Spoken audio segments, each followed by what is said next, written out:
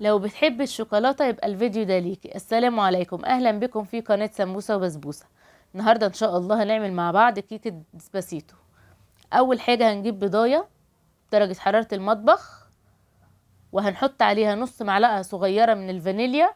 بعد كده هننزل عليهم بربع كوباية من السكر الابيض، ولازم نضرب كويس السكر لغاية ما يفتح. بعد كده هننزل عليهم بربع كوباية من اللبن بدرجة حرارة المطبخ، وربع كوباية من الزيت النباتي، ونضربهم كويس لان الزيت لازم يختلط مع العجينة. بعد كده هننزل عليها بمعلقة كبيرة من الكاكاو الخام، ونضرب برضو كويس. هننزل بعد كده عليهم كوباية من الدقيق ومعلقة صغيرة من البيكنج باودر، ونضرب كويس جدا تاني. وبعد ما نضرب كويس هنحطها في قوالب الديسباسيتو، وما نخليش العجينه تطلع لغايه فوق، لانها لسه هتطلع لفوق وهي في الفرن. زي ما حضراتكم شايفين علب الديسباسيتو ما بتدهنش زيت ولا بتدهن زبده ولا دقيق ولا اي حاجه، عشان هي بتتاكل من العلبه، مش هنقلبها. زي ما حضراتكم شايفين. اخر حاجه هنحط بعد كده قوالب الديسباسيتو في الفرن على درجة حرارة فرن حامل لمدة تلت ساعة لنص ساعة، درجة حرارة 180 في الفرن على الشبكة حسب حرارة كل فرن.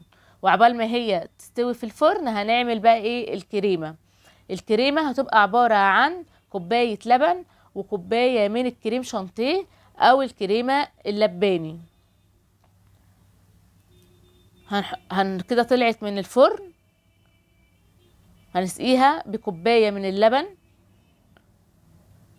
وهي سخنة، لازم نسقيها عشان الكيكة تبقى طرية.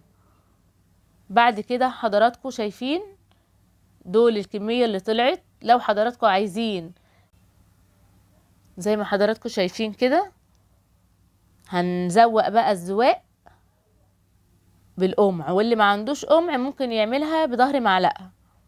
هنجيب بعد كده كوباية من الكريمة اللباني السايلة و200 جرام من الشوكولاتة الخام الغامقة، وهنبدأ نحطها في الميكروويف. ولو ما عندناش ميكروويف هنحطها على البوتاجاز الكريمة اللباني، بس اهم حاجة ما تغليش. وبعد كده نحط فيها الشوكولاتة ونستنى 5 دقايق، وبعد كده نقلبها هتبقى صوص شوكولاتة.